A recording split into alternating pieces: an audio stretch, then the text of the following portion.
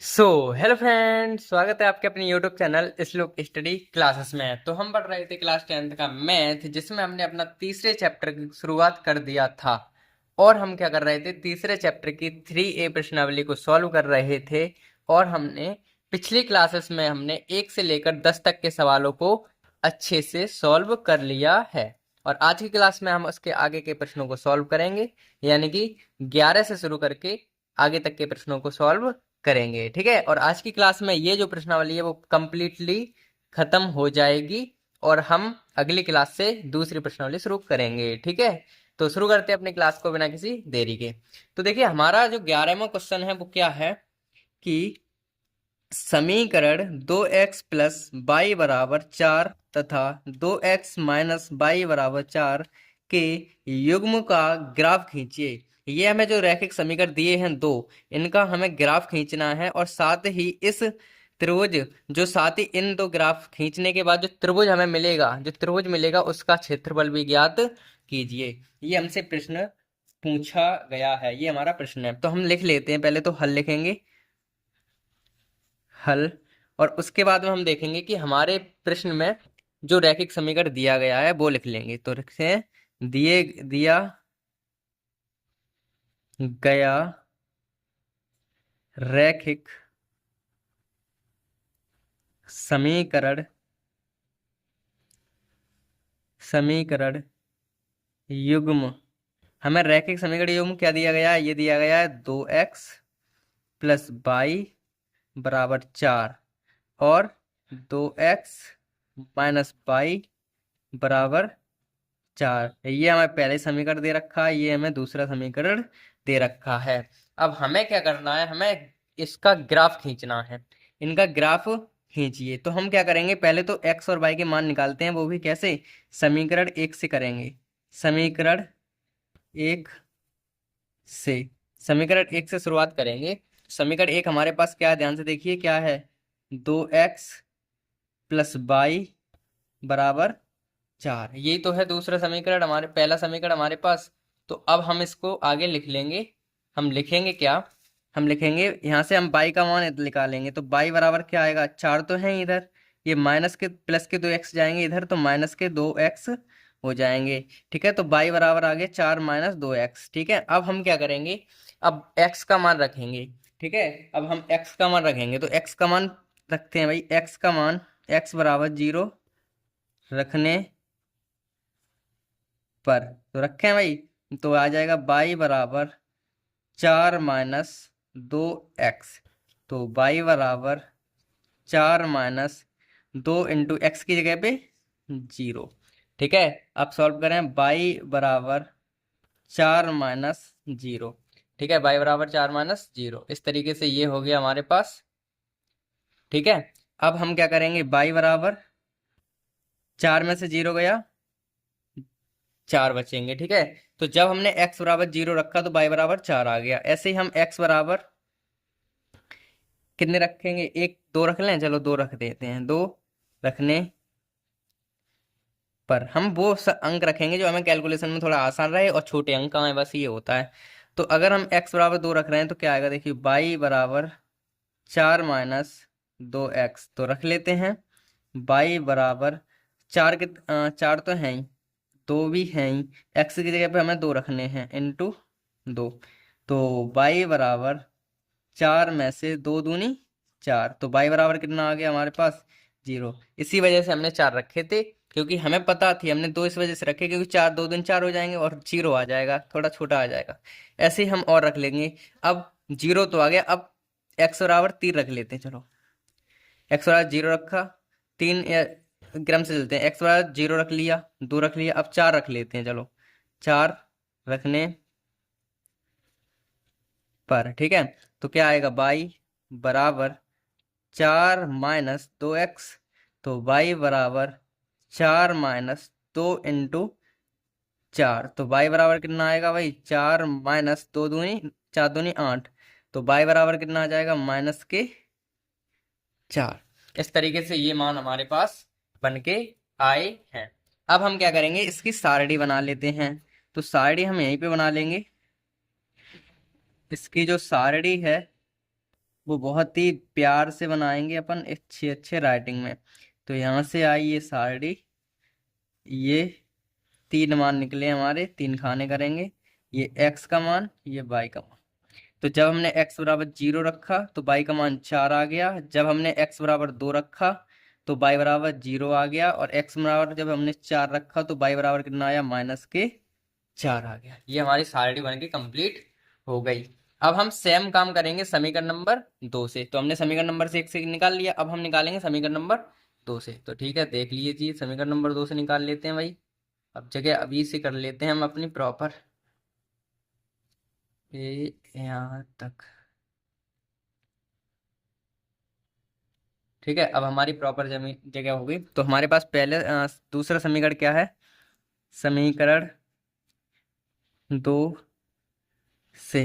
तो समीकरण 2 क्या है हमारे पास, है भाई 2x माइनस बाई बराबर 4। तो यहाँ से क्या करेंगे हम, माइनस बाई बराबर 4 तो हैं इधर, ये चले जाएंगे माइनस के 2x।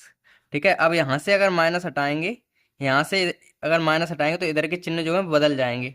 तो 2x माइनस का, ये तो प्लस का हो जाएगा, और ये माइनस के 4x हैं, ये प्लस के हो जाएंगे, ये किसके हो जाएंगे, ये माइनस के हो जाएंगे। बस इस तरीके से ये बन जाएगा। ठीक है, क्योंकि इससे माइनस का इधर दोनों तरफ अगर माइनस का हम क्या करेंगे, गुणा कर देंगे, या तो माइनस से माइनस कट जाएगा, इधर भी होगा तो ये माइनस का हो जाएगा, और माइनस माइनस ये प्लस का हो जाएगा। कुल मिला के सीधी सीधी बात ये रखनी है, यहाँ से माइनस हटाया तो इधर के चिन्ह चेंज हो जाएंगे, बस ये बात है। ठीक है, तो माइनस के 4 हो गया, और प्लस माइनस के 2x थे, ये प्लस के 2x हो गए। अब हम रखेंगे मान। तो बाई बराबर एक्स बराबर क्या रखेंगे, पहले एक्स बराबर अगर हम 0 रखें, अगर हम x बराबर क्या रखें, 0 रखें, सेम मान रख देंगे भाई। x बराबर अगर 0 रखें तो क्या आएगा, देखिए x बराबर 0 रखने पर तो रखें, तो y बराबर सीधा सीधा रख लेते हैं, 2 इंटू एक्स की जगह पे 0 माइनस 4। तो y बराबर आएगा 0 माइनस 4। तो y बराबर कितना आ जाएगा, -4। जब हमने x बराबर 0 रखा तो y बराबर 4 आ गया। ऐसे ही हम x बराबर क्या रखेंगे, अब x बराबर रखेंगे 2 रख लेते हैं, चलो 2 रखने पर जब हम x बराबर 2 रखेंगे तो क्या आएगा, y बराबर कितने हैं, 2 इंटू एक्स की जगह पे 2 माइनस के 4। तो ये हो गए भाई 2 दूनी 4 माइनस 4। तो y बराबर कितना आ जाएगा, 0। ठीक है, y बराबर तो 0 आ गया। ऐसे हम यहाँ रख लेंगे, x बराबर कितने रखेंगे, x बराबर अब की बार 4 रखेंगे भाई, x बराबर 4 रखने पर, और हम अगर 4 रख रहे हैं तो क्या आएगा, y बराबर देखिए, y बराबर 2 इंटू एक्स की जगह पे 4 माइनस के 4। तो y बराबर कितना आ जाएगा, 4 दूनी 8 माइनस के 4। तो y बराबर कितना आ जाएगा भाई, माइनस के यानी कि प्लस के 4, 8 में 4 गए 4 में 6। ठीक है, अब ये हमारे पास मान आ गया। इसकी सारणी आप तो नीचे बनाना, हमारे पास यहाँ पे जगह है तो यहाँ पे बना लेंगे हम। ठीक है, यहाँ पे हमारे पास जगह है तो यहाँ बना लेते हैं सारणी को। जगह हमारे पास उधर थी नहीं, आपको तो बिल्कुल नीचे ही बनानी है, आपकी तो कॉपी पे जगह होगी ना। ठीक है, तो ये आ जाएगा x, ये आ जाएगा y। जब हमने x का मान 0 रखा था तो y का मान -4 आया था। जब हमने x का मान 2 रखा तो y का मान 0 आया। जब हमने x का मान 4 रखा तो y का मान कितना आया, 4 आया। ठीक है, प्लस के 4 आया। तो इस तरीके से ये हमारी दोनों सारणी बन के तैयार हो गई। ठीक है, ये दोनों सारणी हमारी बन गई। अब हम क्या करेंगे, इन सारणियों को ग्राफ पे निरूपित और करेंगे। तो अगले पेज पर करते हैं वो काम। तो अब हम कर लेते हैं अपनी संख्या रेखा पर निरूपित इन जो सारणी हमारी आई है, उनको हम अपन संख्या रेखा पर निरूपित करेंगे, इनको निरूपित कर लेते हैं। ठीक है, तो देखिए भाई, सबसे पहले अपन क्या करेंगे, ध्यान से समझेंगे। देखो भाई, आपको दोनों चीज दिखना तो मुश्किल ही लग रहा है। देखो, सबसे पहले हमें x बराबर 0 पे चलना है और y बराबर 4, यानी कि x पे चलना ही नहीं है, y पे 4 चलना है। x पे 0 मतलब चलना ही नहीं है, y पे चलना है 4। तो y वाली लाइन तो ये वाली लाइन है हमारी। ठीक है, बाई वाली लाइन जो है वो यही तो है, बाई वाली लाइन। तो एक्स पे 4, एक्स पे तो 0 चलना है, चलना ही नहीं है, बाई वाली लाइन पे चलना है हमें 4। तो यहाँ पे जाके ये बिंदु हमारा ये बनेगा, ये बिंदु बन जाएगा एक। ठीक है, ऐसे ही आगे बढ़ते हैं हम। अब एक्स पे हमें चलना है, एक्स पे चलना है 2, बाई पे चलना है 0। एक्स पे चलना, बाई पे चलना ही नहीं है, एक्स पे 2 चलना है, तो एक्स पे हम 2 चलेंगे। तो इस तरीके से एक्स पे हम चल लिए, एक्स वाले पे चल लिए 2। इस तरीके से। ठीक है, अब अगली वाले में एक्स पे चलना है हमें 4, एक्स पे तो चलना है 4, एक्स पे एक्स वाली लाइन 4 और वाई पे चलना है -4। तो ये आ गया -4। तो ये लाइन हम बनाएंगे इस तरीके से। देखो एक्स पे तो हमें चलना है 4, ये आपको दिख नहीं रहा होगा, हाँ अब चल रहा है। एक्स पे चलना है वाई पे चलना है -4, तो वाई पे -4 चल लेते हैं। ठीक है, तो वाई पे तो हम चल लिए -4, ये -4 हम चल रहे हैं वाई पे इस तरीके से। और एक्स पे चलना है +4, तो एक्स ये रही, तो इस पे हम +4 चल लेते हैं। एक्स पे हम चल लिए 4, तो ये हमारे पास यहाँ बिंदु काट रही है, इसको हमें यहाँ पे मिला देना है। ठीक है, अब आगे आ जाओ, हमें एक्स पे चलना है 0। अगली वाली ये हो गई कौन सी, ये हो गई हमारे पास पहली लाइन। तो पहली लाइन को अगर हम मिलाना चाहें तो मिला भी सकते हैं भाई, मिलाएं तो मिला सकते हैं भाई, ऐसे करके ये वाली लाइन हमारी आपस में मिल रही है, यूं करके एक लाइन। ठीक है, पहली लाइन, तीनों बिंदु हो गए 1 2 3 इस तरीके से। अब यहाँ पे आ जाओ, इसमें जाओ, तो एक्स पे तो 0 चलना है, वाई पे चलना है -4, एक्स पे चलना है 0, वाई पे चलना है -4। तो एक्स वाली 0, एक्स पे तो चलना ही नहीं है, वाई पे -4 चलेंगे, तो जहाँ पे आ जाएगा हमारा पहला बिंदु, ये आ गया पहला बिंदु यहाँ पे। फिर एक्स पे चलना है 2, एक्स वाली लाइन पे चलना है 2 प्लस के, और वाई पे चलना है 0, तो ये वाली लाइन तो यहीं पे आ जाएगी। ठीक है, ये बिंदु दूसरा यहीं आ जाएगा। और एक्स पे चलना है 4, एक्स वाले पे चलना है 4, और वाई पे भी चलना है 4 प्लस के, वो भी। तो एक्स पे तो चल लिए हम 4, वाई पे +4 चलेंगे, तो इस साइड ये मिलेगा। तो 1 मिनट रुकना जरा, इसको बना लेते हैं हम। ठीक है, यानी कि 4 4 चल रहे हैं दोनों पे, तो एक्स पे तो 4 चल लिए हम यहाँ पे यूं, ऐसे चल रही है एक्स पे 4। ठीक है, ये आ गए हम एक्स पे 4, और वाई पे भी चलना है 4। ठीक है, इस तरीके से। तो वाई पे हम चल लिए 4, तो ये वाली पॉइंट हमारा यहाँ आया। तो अगर हम इन तीनों को पॉइंट को भी मिलाएं तो हमारे पॉइंट कुछ इस प्रकार से मिल रहे हैं, ये वाले पॉइंट ये मिल रहे हैं हमारे इस प्रकार से। ठीक है, ये हमारा पूरा पूरा ग्राफ बन गया।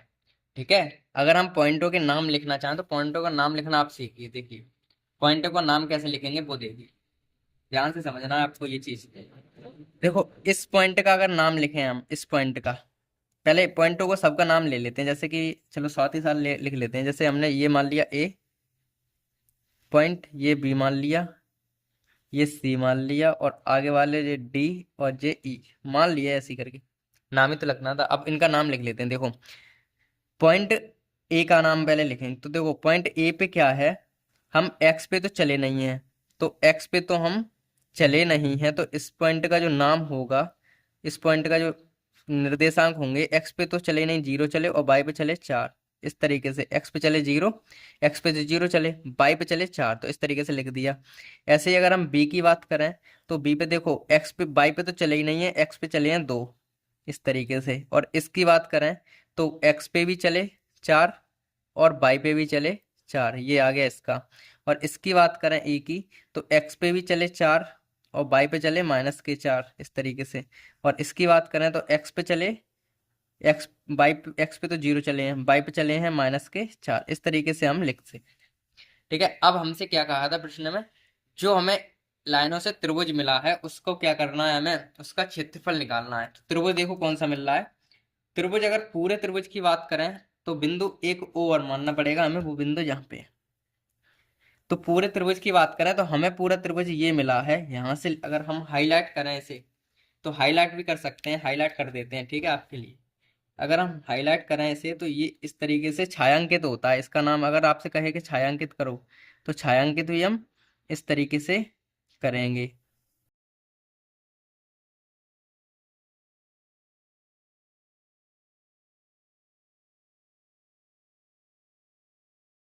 ठीक है, ये जो त्रिभुज आपके सामने जो दिख रहा है इसका हमें क्षेत्रफल भी ज्ञात करना है। तो त्रिभुज ए बी सी, त्रिभुज ए बी सी का हमें क्षेत्रफल भी ज्ञात करना है।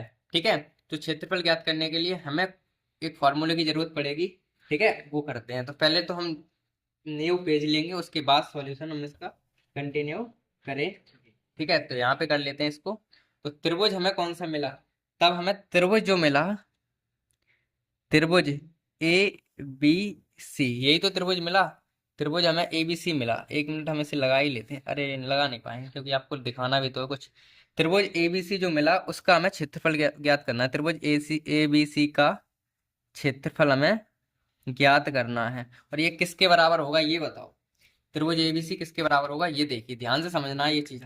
ठीक है, तो एक चीज देखिए यहाँ से, ये पूरा जो त्रिभुज है ए बी सी, ये पूरा त्रिभुज जो है वो दो त्रिभुज से मिलकर बना है। त्रिभुज ए ओ बी, एक तो समकोण त्रिभुज इससे मिलके बना है और इससे मिलके बना है। ठीक है, समकोण त्रिभुज, दो समकोण त्रिभुज बने हैं। देखो एक तो ऊपर है इतना भाग, ये वाला भाग है एक, और एक ये वाला भाग है। ठीक है, दिख रहा है ना, दिख रहा है। एक तो ये वाला भाग है, कैसे बताएं, एक तो ये वाला भाग है इस तरीके से, और एक त्रिभुज हमारे पास ये वाला भाग है। अगर हम और थोड़ी सी इसमें दिखाएं तो दो त्रिभुज हमें मिल रहे हैं। एक तो ये वाला त्रिभुज मिल रहा है, अब आपको अलग ही अलग दिखेंगे दोनों। एक तो हमारे पास ये त्रिभुज है, ठीक है, और एक त्रिभुज ये है। ठीक है, तो हम अगर पूरे त्रिभुज का क्षेत्रफल निकालें तो इसका क्षेत्रफल प्लस इसका क्षेत्रफल। ठीक है, तो हमारे पास समकोण त्रिभुज बन रहे हैं, एक ये समकोण त्रिभुज, एक ये समकोण त्रिभुज, दो समकोण त्रिभुज बन रहे हैं। तो हम क्या लिखेंगे, हम क्या लिखेंगे भाई, हम लिखेंगे यहाँ पे क्या, ध्यान से देखिए, हम लिखेंगे कि त्रिभुज एबीसी का क्षेत्रफल बराबर, हमारे पास दो समकोण त्रिभुज हैं, तो दो समकोण त्रिभुज हैं, तो समकोण समकोण त्रिभुज का क्षेत्रफल। ठीक है, जो एबीसी का क्षेत्रफल होगा वो बराबर होगा दो समकोण त्रिभुज का क्षेत्रफल, यानी कि दो समकोण त्रिभुज है हमारे पास, एक और दो, इनका क्षेत्रफल के बराबर। अब समकोण त्रिभुज का फॉर्मूला क्या होता है वो देखिए। ठीक है, यहां से ही कर लेते हैं कंटिन्यू। तो देखिए क्या होगा, बराबर, दो तो है ही, समकोण त्रिभुज का क्षेत्रफल क्या होता है, आधार 1/2, आधार गुणा ऊंचाई, आधार गुणा ऊंचाई, ऊंचाई, ऊंचाई यहाँ पे लगेगा, ऊंचाई। ठीक है, ये हमारे पास होता है फॉर्मूला। ठीक है, अब अगर हम इसकी आधार की बात करें तो आधार क्या है, पहले त्रिभुज का आधार क्या है, आधार ये वाला है। तो ये कितनी दूरी है, दो दूरी है, दो तो है एक, दो, दो दूरी ये है। और ऊंचाई क्या है, ऊंचाई ये वाली है, तो ऊंचाई कितनी है, चार है। ऊंचाई कितनी है, चार है। तो लिख लेते हैं ये बात, अपने फॉर्मूले में मान लगा देंगे आप। ठीक है, अब हम इसे लगा ही लेते हैं पेज को, ये थोड़ा डिस्टर्ब कर रहा है। अब देखिए, हाँ हाँ हाँ ठीक है। अब क्या होगा, दो तो है ही, 1/, में दो है ही। आधार हमारा कितना था, आधार हमारा दो था, और ऊंचाई हमारी कितनी है, चार है। ठीक है, अब क्या करेंगे, इनसे सॉल्व करेंगे, दो से दो कट गए, और दो चौकू आठ, 8 वर्ग मीटर जो हमारा क्या आया, वर्ग मीटर हमारा क्या आया, त्रिभुज ए बी का क्षेत्रफल आया, त्रिभुज एबीसी का क्षेत्रफल आ गया। इस तरीके से हमारा ये प्रश्न होता है कंप्लीट। ठीक है, एक बार दोबारा समझ लीजिए, यहाँ से आपको दिक्कत हुई होगी, तो हम कर लेते हैं काम। कि भाई त्रिभुज देखिए, त्रिभुज, दो त्रिभुज है हमारे पास, एक ये एक ये, तो आधार तो इसका दो था, ऊंचाई चार थी, तो चार तो इसके, अब दो का गुणा कर दिया हमने यहाँ पे, यहाँ पे दो का गुणा किया क्योंकि हमारे पास दो त्रिभुज हैं इसीलिए दो का गुणा किया था। और एक का होता है 1/2 आधार इंटू ऊंचाई, दो लगा दी, दो दो त्रिभुज का क्षेत्रफल निकल आएगा। इस तरीके से ये सवाल होता है कंप्लीट हमारा। ठीक है, तो अब हम बढ़ते हैं अपने अगले प्रश्न पर। तो हमारा 12वां सवाल है वो क्या है, ध्यान से देखिए कि के किस मान के लिए निम्नलिखित रैखिक समीकरण युग्मों का कोई हल नहीं है। तो ठीक है, हमारे पास एक रैखिक समीकरण युग्म दिया गया है, इसका हमें ये बताना है कि कौन से का रैखिक कोई हल नहीं होगा, के का क्या मान रखा जाए। तो के का मान निकालना है, सिंपल सी बात ये। तो सबसे पहले तो ये लिख लेंगे कि हमारे पास दिया गया है, वो लिख लेते हैं पहले तो। जो हमारे पास रैखिक समीकरण युग्म दिए वो लिख लेते हैं, हल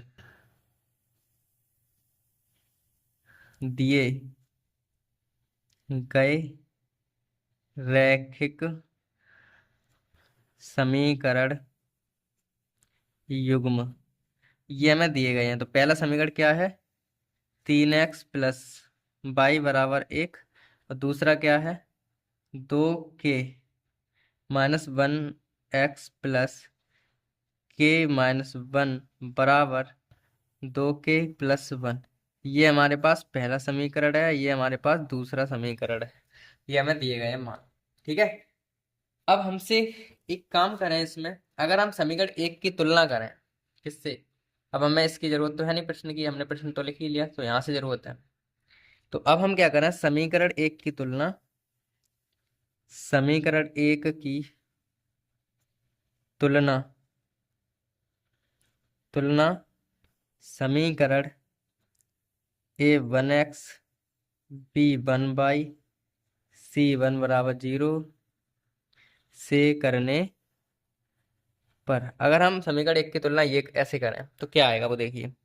a1 का मान तो आएगा हमारे पास 3, b1 का मान हमारे पास आएगा 1, और c1 का मान कितना आएगा। अब यहाँ पे देखिए बराबर के 1 है तो इधर चले जाएगा तो -1 हो जाएगा, c1 का मान आ जाएगा -1। बराबर के इधर इधर ही तो होते हैं सब, बराबर के इस साइड होते हैं, तो -1 हो जाएगा कुल मिला के ये। ठीक है, अब ऐसे हम समीकरण जो दो है, दो की तुलना समीकरण a2x b2y c2 बराबर 0 से करने पर करें इससे, तो यहाँ से a1 का मान a2 का मान कितना आएगा भाई, 2 के -1। देखिए ना, x की जगह पे क्या है, a की जगह पे 2 के -1 है। ऐसे ही b2 का मान कितना आ जाएगा k-1, और c2 का मान कितना आ जाएगा -2 के -+1 ये आ जाएगा। ठीक है, इस तरीके से ये पीछे वाला चेंज हो जाएगा, कुल मिला के ये है। ठीक है, अब हम क्या करेंगे, इसकी तुलना तो हमने कर ली, अब हमें पता है कि इसका कोई हल ना होने पर, मतलब हमें हमसे प्रश्न में क्या कहा गया, ये ध्यान देखिए। हमसे प्रश्न में कहा है कि कोई हल नहीं है, और कोई हल नहीं होता है तो क्या होता है भाई, अगर कोई हल नहीं होता है तो क्या होता है बताइए भाई। अगर कोई हल ना आए किसी भी चीज का तो क्या होगा, तो ये होगा, लिख लेते हैं यहाँ पे। तो ये होगा भाई, हम बता देते हैं, अगर कोई, यहाँ पे लिख देते हैं कि कोई हल ना होने पर, अगर कोई हल नहीं है तो क्या होगा, तो ये होगा कि, एक मिनट रुकिए, हाँ हाँ, अरे इधर आ जा भाई, इधर आ जा। ठीक है, आगे बढ़ो। ठीक है, अब करो, कोई हल नहीं होगा तो पता क्या होगा, a1, ठीक है, a1 अपॉन में a2 बराबर किसके नहीं होता है कोई हल, बराबर किसके होता है, ठीक है, a1/a2 बराबर b1/b2। ठीक है, बराबर b1/b2। अगर ये होगा तो क्या होगा, इससे हम करेंगे। ठीक है, कोई हल नहीं होगा तो a1/a2 बराबर होता है b1/b2, लेकिन c1/c2 बराबर नहीं होता है, यही तो होता है कोई हल नहीं होता तो। ठीक है, हमने पढ़ा है ना ये चीज तो। अब कल साइड दिखाई थी हमने, वो साइड आप बनवाई थी, उसको खोल के देखिए, उसमें क्या होगा, a1/a2 बराबर b1/b2, लेकिन बराबर नहीं होगा c1/c2, यही तो होता है। लेकिन हमें बराबर वाली चीज की जरूरत पड़ेगी, तो बराबर वाली हमने लिख ली a1/a2। अब सीधे मान रखने हैं इसमें, तो a1 का मान तो 3 है, ठीक है, a2 का मान हमारे पास क्या है, 2 के-1 बराबर b1 तो हमारे पास कितना है, b1 हमारे पास है 1 है, और b2 का मान है k-1, ये हमारे पास मान है। इसको सॉल्व कर लेते हैं तो हमारा k का मान निकल के आ जाएगा, बस हमें k का ही मान तो चाहिए, बस इतने से काम हो जाएगा। तो कैंची गुणा करेंगे, इसका इधर करेंगे, इसका इधर करेंगे, तो देखो 3 का इधर करेंगे तो 3 के-3 बराबर, एक का किसी में करते हैं सेम वही आ जाती, 2 के-1, तो k वाली चीज तो इधर आ जाएगी, 3 के-2 के प्लस की इधर चलेगी -1 तो है इधर, ये चले जाएंगे +3। तो 2 के में से 2 के गए, मतलब 3 के में से 2 के गए, क्या बचेंगे k केवल, और 3 में से 1 गया, बचेंगे 2, तो k का मान हमारे पास कितना आ गया, 2। तो हमारे k का मान आना था 2, तो यही हमारा आंसर है। ठीक है, ये क्या है इसका आंसर, हमसे k का मान ही तो पूछा था प्रश्न में, तो हमारा k का मान ये आया। ध्यान ये रखने है, अगर कोई हल ना हो, कोई हल ना होता तो a1/a2 बराबर होता है b1/b2 के, लेकिन c1/c2 बराबर नहीं होता, इसीलिए उसे नहीं लिया हमने। ठीक है, तो इस तरीके से ये प्रश्न तो हमारा हुआ कंप्लीट, और अब हम बढ़ेंगे अपने किस पे, अगले प्रश्न की तरफ, लेकिन उससे पहले हम एक बार दोबारा समझा देते हैं। ठीक है, सबसे पहले तो हमने अपने समीकरण लिखी, फिर तुलना कर ली। तुलना करने का आपको पता ही होगा, आता ही होगा, बहुत बार सीख चुके हैं हम। उसके बाद हम कोई हल ना होने पर ये वाली इक्वेशन लगानी है, और इस तरीके से हमारा आंसर कितना आ जाएगा, के बराबर 2। ठीक है, तो इस तरीके से ये प्रश्न तो होता है कंप्लीट। और अब हम बढ़ेंगे अपने अगले प्रश्न पर। तो हमारा 13वां प्रश्न ये है कि 13वां प्रश्न क्या है वो ध्यान से देख लीजिए। अब 13वां प्रश्न हमसे कह रहा है कि ए और बी के किन मानों के लिए जो रैखिक समीकरण युग्म है वो अपरिमित रूप से अनेक हल होंगे। अब अनेक हल होते हैं वो किसके लिए होते हैं ये समझिए। अनेक हल होंगे तो हमें पता है कि भाई अनेक हल होते हैं, उसके लिए a1/a2 बराबर b1/b2 बराबर c1/c2 तीनों होते हैं बराबर। तो देखिए एक बार हम साइड चेक कर लेते हैं, अब मिल गई है हमें। तो साइड हमने कल समझी थी ये वाली, तो इसके हिसाब से ध्यान से देखें अगर हम, तो क्या होगा। देखो पिछले वाले प्रश्न में की बात करें, पिछले प्रश्न की, तो उसमें कहा था कि कोई हल नहीं होगा, यही तो कहा था। अब कोई नहीं हल होगा तो ए के क्या होगा, a1/a2 बराबर है b1/b2 की, लेकिन c1/c2 बराबर नहीं है। तो हमने बराबर वाला यूज किया, वन अपन में a1/a2 b1/b2 बराबर, इनका कैंची गुणा कर लिया और इसे सॉल्व कर लिया था, यही तो हुआ था। अब इसमें क्या कह रहे हैं हमसे, अनेक हल होंगे। ठीक है, ए और बी के लिए अनेक हल होंगे, ए और बी का मान ज्ञात कीजिए। तो हम क्या करेंगे, इन तीनों बराबर होते हैं तो ये समीकरण यूज करेंगे, ये वाली इक्वेशन जो है, ये वाली कंडीशन इसको यूज करके अपना क्वेश्चन सॉल्व करेंगे। ठीक है, समझ में आई ये बात। ठीक है, तो अब हम बढ़ते हैं 13वें सवाल की हल की तरफ। तो हल लिख लेते हैं। अब इसे हल क्या हम खुद ही करेंगे। ये समीकरण नंबर पहला है और ये समीकरण नंबर दूसरा है। तो समीकरण एक की तुलना अगर हम करें, समीकरण एक की तुलना, ये समीकरण एक की तुलना a1x plus b1y plus c1 बराबर 0 से करने पर, तो यहाँ से a1 का मान तो आ गया 2, b1 का मान तो आ गया 3, c1 का मान आ जाएगा माइनस के साथ, क्योंकि उधर चला जाएगा ना, ये उधर माइनस के साथ। ऐसे ही हम करेंगे समीकरण दो की तुलना समीकरण a2x b2y c2 बराबर 0 से करने पर, तो करें।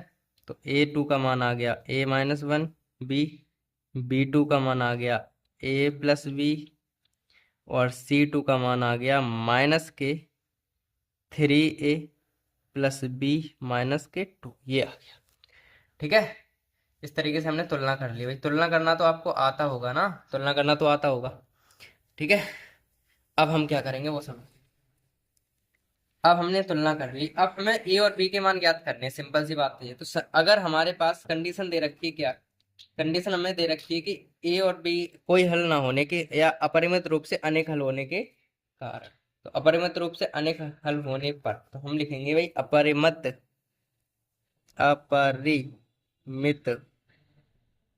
अपरिमित रूप से अनेक हल होने पर, आप अपरिमित रूप से अनेक हल होने पर, तो अनेक हल होंगे तो क्या होगा, देखिए क्या होगा, देखिए देखिए देखिए। हमें पता है अपरिमित रूप से अनेक हल होते हैं तो तीनों बराबर होते हैं। तो पहले हम a1/a2 या फिर a1 एक बार c के ले लेंगे। देखिए c का अगर लेंगे तो देखिए ऐसे करेंगे, a1/a2, एक बार a1/a2 को c1/c2 को संग कैलकुलेशन करेंगे, फिर एक बार b1/b2 के c1/c2 के संग कैलकुलेशन करेंगे। आप चाहो तो कोई भी दो लेकर तीसरे से कर सकते हो। ठीक है, ऐसे करके आप a1/a2 बराबर b1/b2 ले, फिर c1/c2 b1/b2, मतलब एक चीज को दोनों के संग लेना है। तो हम वो वाली ज्यादा सही रहेगी, पीछे वाली को दोनों के संग ले लेंगे। पहले इसको सॉल्व करो जरा। तो a1 का मान कितना है, a1 का मान 2 है हमारे पास। ठीक है, बट्टे b1 का मान हमारे पास a माइनस बी है, बराबर c1 का मान हमारे पास क्या है, c1 का मान हमारे पास माइनस के 7 है, और c2 का मान माइनस के कितने, माइनस के 3a प्लस बी माइनस के 2, ये है। इसको अगर हम सॉल्व करें तो क्या आएगा, देखिए ध्यान से। इसको सॉल्व अगर हम करें तो 2 अपॉन में a माइनस बी, तो ऐसे ही रहना 2 बराबर, माइनस के साथ ऐसे ही रहने दो। अगर ये माइनस हटाना चाहोगे तो अंदर के चिन्ह हम क्या करेंगे, बदल देंगे, माइनस के भी और प्लस के दो, यही तो हो जाएंगे भाई। माइनस के भी हो गए, माइनस के भी हो गए, और माइनस के 3 हो गए, माइनस के भी हो गई, और प्लस के 2 हो गए। चिन्ह बदल दिए हमने माइनस का चिन्ह हटाने के लिए। अब करो, इसका गुणा इधर करेंगे, 2 × 3 = 6a माइनस 2b प्लस 2 × 2 = 4 बराबर 7a माइनस के, क्योंकि ये माइनस का है ना, और माइनस माइनस प्लस के 7b, इस तरीके से। ठीक है, ध्यान से रखना है ये। देखिए, 7 का ए में करा 7a हो गए माइनस के, और माइनस माइनस प्लस, और 7 का बी में करा 7b। अब ए और बी को एक लंग लेंगे और अंक को एक लंग। तो देखिए, अगर हम 7 को इधर लाएंगे तो प्लस का 7a हो जाएंगे, और माइनस के 6a हैं, तो ए बच जाएगा केवल। ठीक है, और ए बच गया। अब क्या बचेगा, ये 7 भी प्लस प्लस के इधर जाएंगे तो माइनस के हो जाएंगे, और माइनस के इधर है तो माइनस के कितने हो जाएंगे, 9 भी बराबर, ये वाले इधर चले जाएंगे तो माइनस के 4 बचेंगे। ये समीकरण नंबर पहला बन गया हमारे पास। ठीक है, ये समीकरण नंबर पहला बन गया। अब हम क्या करेंगे, इतना काम कर लिया, अब हम क्या करेंगे, इस साइड कर लेते हैं। अब हम करेंगे A1/A2 तो है ही, सॉरी, B1/B2 जो है उसको, A1/A2 को C के बराबर कर लिया। अब हम B1/B2 को C1/C2 के बराबर करेंगे एक बार। तो इसे कर लेते हैं। B1 का मान कितना है हमारे पास, 3। B2 का मान है A+B बराबर C1 का मान माइनस के 7, और C2 का मान आ जाएगा माइनस के 3a माइनस का b और प्लस के 2। हमने क्या किया, ये माइनस का इधर हटा दिया, सर माइनस हटाया तो चिन्ह बदल जाते हैं, ये पता है। माइनस का गुणा कर दिया, ऐसे कह सकते हो। ठीक है, अब ध्यान से करो, इधर 9, 3 × 9 a, फिर करेंगे माइनस के 3b, फिर करेंगे प्लस के 3 × 2 = 6 बराबर माइनस के 7a माइनस के 7b, इस तरीके से। तो a को इधर लाएंगे तो माइनस के 9, ये प्लस के हो जाएंगे, तो माइनस के कितने बचेंगे यहाँ पे, माइनस के 9 में से प्लस के 7 गए, बचेंगे 2a। अब देखिए, ये प्लस के 7 हो जाएंगे, तो प्लस के 7 में से प्लस के 7 हो जाएंगे, प्लस के 7 भी हो जाएंगे यहाँ, और माइनस के 3 भी है, तो प्लस के 4 भी तो बचेंगे ही अभी, और बराबर ये प्लस के 6 इधर चले जाएंगे, माइनस के 6 हो जाएंगे। अब इसमें हम क्या करेंगे, 2 से भाग और कर देंगे। ठीक है, और माइनस चिन्ह हटा देंगे, तो A-4b बराबर ये 6 हो जाएंगे, ये प्लस हट जाएगा माइनस चिन्ह, क्योंकि जैसे हमने ये चिन्ह हटाया तो अंदर के चिन्ह बदल जाएंगे सब। तो यहाँ से देखिए अब क्या होगा, 2 का भाग करेंगे, अगर 2 का भाग देने पर, 2 अरे यार 2 का भाग देने पर दोनों तरफ देंगे 2 का भाग, तो क्या आएगा, a माइनस के b और बराबर 3। a बचा, 2 से ये कट जाएंगे 2 बार, यहाँ पे 2 बचेंगे ना, 2, क्योंकि 2 दूनी 4 और ये 3। सही है, ये समीकरण नंबर बन गया हमारे पास दूसरा। डन। अब हम समीकरण 1 और 2 को विलोपन विधि से सॉल्व करके ए और बी के मान निकाल तो करते हैं। समीकरण 1 व 2 से, तो A-9b बराबर माइनस के 4 हैं, ये है A-2b बराबर 3 है, ये करेंगे माइनस, प्लस हो जाएगा ये माइनस। ठीक है, ये तो कट गए, और ये घट जाएंगे, कितने बचेंगे, 9 में से 7 बचेंगे, माइनस के 7b बच जाएंगे। ठीक है, माइनस के 7b बराबर, ये जुड़ जाएंगे, माइनस माइनस के, माइनस के 7 इधर से आ जाएंगे, तो ये तो कट गए माइनस माइनस, तो b बराबर 7 से 7 कट जाएंगे, 1 बचेगा। b का मान 1 आ गया। अब हम जो b का मान है वो समीकरण, b का मान समीकरण 1 में रखने पर, तो रखें, तो A+A-9b बराबर माइनस के 4 तो हैं ही, तो a का मान तो हमें लगना नहीं है, 9 माइनस b की जगह पे 1 बराबर माइनस के 4, तो a माइनस के 9 बराबर माइनस के 4, तो a बराबर माइनस के 4 प्लस के 9, तो a बराबर आ गया 5। ठीक है, a बराबर आ गया हमारे पास कितना, 5। तो इस तरीके से क्या हुआ, हमारा ये प्रश्न कंप्लीट हो गया। अतः, तो यहाँ लिखेंगे हम, अतः a बराबर तो आया 1 और b बराबर तो आ गया 5। इस तरीके से ये हमारा प्रश्न हुआ पूरी तरह से कंप्लीट। ठीक है, कुल मिला के एक बार दोबारा समझ लीजिए इसको, प्रश्न बड़ा है और थोड़ा सा दिमाग लगाने वाले, ऊपर तो कर लोगे, यहाँ से समझो। अनेक अपरिमेय रूप से हल होने के कारण, अनेक रूप से होंगे तो हमें पता है तीनों बराबर होते हैं, ए वन अपन में ए टू, बी वन अपन में बी टू और सी वन अपन में सी टू, तीनों बराबर होते हैं। तो एक बार हम ए वन अपन में ए टू को सी के बराबर करेंगे, सी वन अपन में सी टू, और एक बार बी वन अपन में बी टू के बराबर सी वन अपन सी टू करेंगे। ठीक है, ठीक है ना। एक बार ए वन अपन में ए टू को सी के बराबर, एक बार बी वन अपन में बी टू सी के बराबर, इस तरीके से। तो इसको सॉल्व करेंगे, जहाँ से एक समीकरण बन जाएगा, इसको सॉल्व करेंगे तो एक समीकरण यहाँ से बन जाएगा।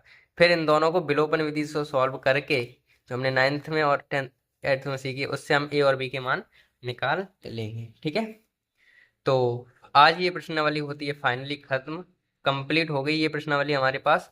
और आज की क्लास में तो बस इतना ही, मिलते हैं हम अब अगली क्लास में, करेंगे अगली प्रश्नावली के साथ, यानी कि अगली प्रश्नावली हम शुरू करेंगे अगली क्लास में। ठीक है, तो ये प्रश्न आप अच्छे से कर लीजिएगा। और अगर आपको थोड़ी सी भी दिक्कत हो रही है समझने में, या फिर कोई भी तरीका की कोई दिक्कत आ रही है, तो आप कमेंट में बता सकते हैं कि भाई ये दिक्कत है हमें समझने में हो रही है, तो उसे सॉल्व करा जाएगा। और बाकी अगर आपको थोड़ी बहुत समझने में प्रॉब्लम है तो आप क्या कीजिए, एक बार दोबारा से वीडियो देख लीजिए तो हो जाएगा कंप्लीट आपके लिए। तो मिलते हैं हम अब अगली क्लास में, तब तक के लिए बाय।